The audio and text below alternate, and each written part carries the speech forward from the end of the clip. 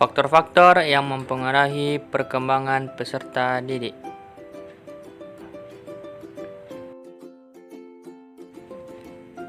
Adapun yang poin yang dibahas yaitu yang pertama definisi pertumbuhan anak, yang kedua definisi perkembangan anak, yang ketiga tahap-tahap perkembangan anak, dan keempat faktor-faktor yang mempengaruhi perkembangan anak.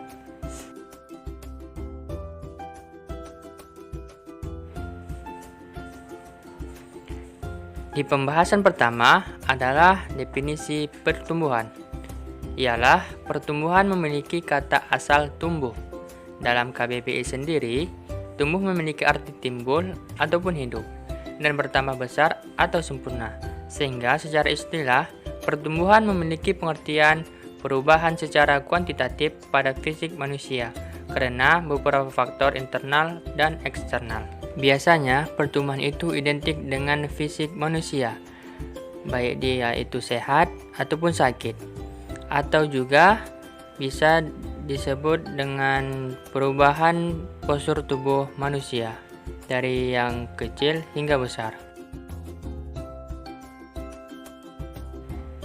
Di pembahasan kedua adalah definisi perkembangan. Perkembangan merupakan perubahan yang terus-menerus dialami, tetapi ia menjadi kesatuan.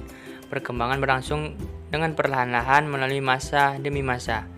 Bisa dapat dilihat, yaitu perkembang ini dari usia kecil hingga usia lanjut. Biasanya, definisi perkembangan identik dengan perubahan emosional manusia.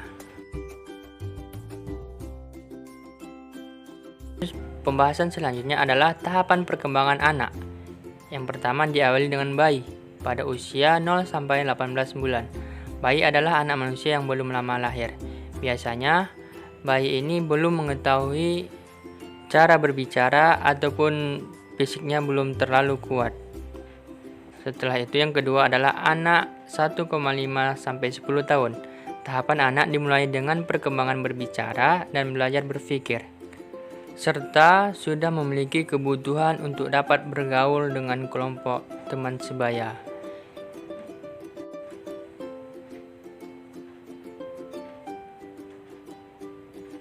Selanjutnya, yang ketiga adalah remaja.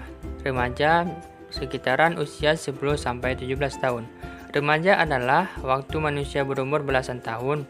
Pada masa remaja, manusia tidak dapat disebut sudah dewasa, tetapi tidak pula disebut anak-anak. Masa remaja adalah masa peralihan manusia dari anak-anak menuju dewasa.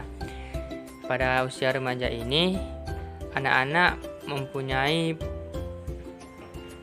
pola pikir yang belum matang, sehingga anak-anak perlu dampingan oleh orang tuanya dalam mengambil keputusan.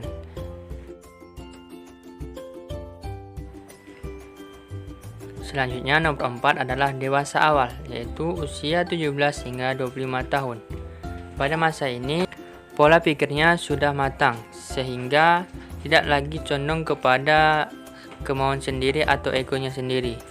Sehingga pada masa dewasa ini membuat dia bisa berpikir lebih jernih dan mementingkan orang lain ketimbang perasaannya sendiri.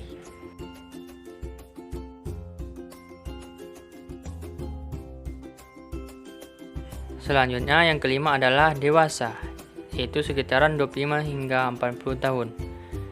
Dalam usia dewasa ini, mereka terfokus kepada mencapai peran sosial, lebih bertanggung jawab, dan siap untuk memilih pasangan hidup, serta mencapai kemandirian emosional, belajar membangun kehidupan rumah tangga dan mengasuh anak, serta menjadi warga negara yang baik. Dan selanjutnya yaitu yang keenam, yaitu lanjut usia, sekitaran 60 tahun ke atas. Perubahan intelektual pada lansia berupa kesulitan dalam komunikasi, pemecahan masalah, dan mengenal wajah orang.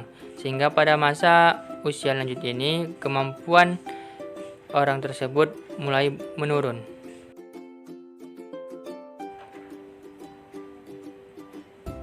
Selanjutnya yang dibahas adalah faktor yang mempengaruhi perkembangan. Setiap individu dilahirkan di dunia dengan membawa hereditaritas tertentu yang diperoleh melalui warisan dari pihak orang tuanya yang menyangkut karakteristik fisik ataupun psikis. Lingkungan merupakan faktor penting di samping hereditas yang menentukan perkembangan individu yang meliputi fisik, psikis, sosial, dan religius. Faktor-faktor yang mempengaruhi perkembangan yang pertama adalah faktor lingkungan keluarga. Yang kedua adalah faktor lingkungan sekolah. Yang ketiga adalah faktor lingkungan teman sebaya.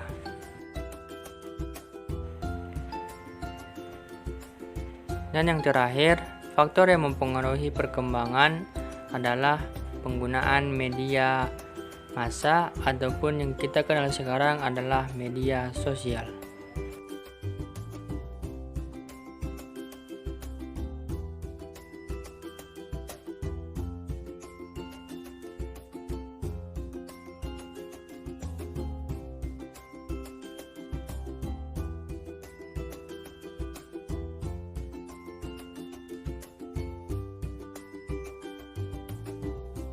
Dalam pembelajaran kali ini, poin penting yang kita bisa ambil yaitu pertama, pertumbuhan berkaitan dengan peningkatan di bidang ukuran dan struktur tubuh dan sifatnya kuantitatif.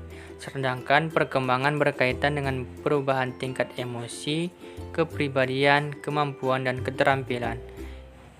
Dan yang kedua, faktor yang mempengaruhi perkembangan anak mencakup yang pertama yaitu faktor lingkungan keluarga, faktor lingkungan sekolah, faktor lingkungan teman sebaya, dan yang keempat adalah faktor lingkungan media massa atau media sosial.